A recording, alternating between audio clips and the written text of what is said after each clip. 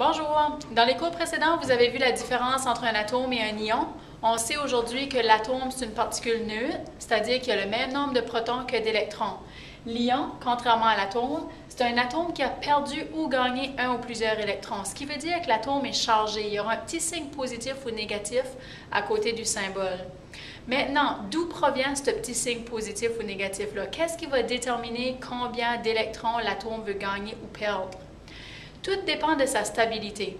Pour être stable, il faut savoir que les atomes veulent avoir leur dernière couche pleine.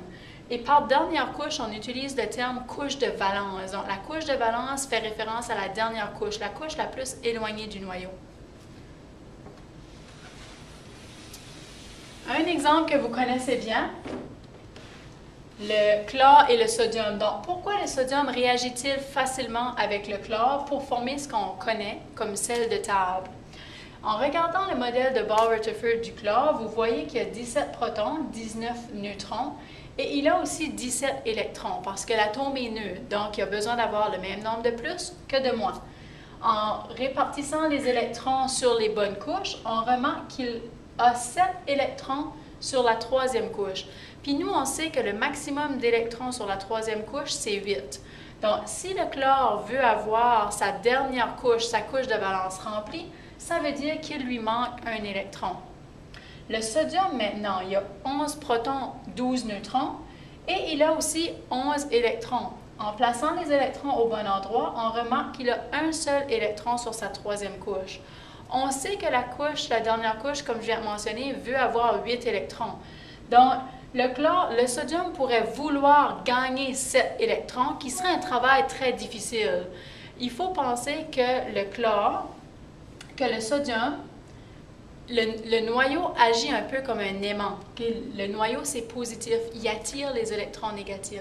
Mais pour aller attirer 7 autres électrons, ce serait très difficile.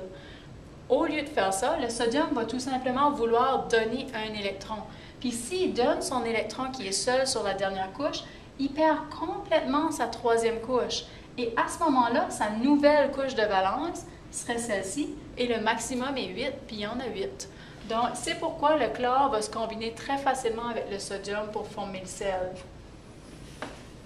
On peut montrer cette union-là avec le modèle de Ball-Rutherford encore, sous forme d'ion. Donc, le chlore, de ce côté-ci, on voit que s'il gagne un électron, il gagne un signe négatif. Et cet électron-là provient du sodium. C'est le sodium qui a donné cet électron-là au chlore. Et étant donné qu'il gagne un signe négatif, ben, il est un négatif. Le sodium qui a donné un électron a maintenant un proton de plus que d'électrons, un plus de plus que le nombre de moins. Donc, il a une charge de 1 plus. Et c'est pourquoi la formule chimique du sel est NaCl. Ça prend un Na pour satisfaire la couche de valence de 1 chlore.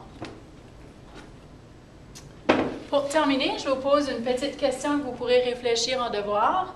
Donc, pourquoi la formule chimique de l'eau est H2O? Et j'aimerais que vous essayiez de m'expliquer votre réponse à l'aide du modèle de Ball-Rutherford.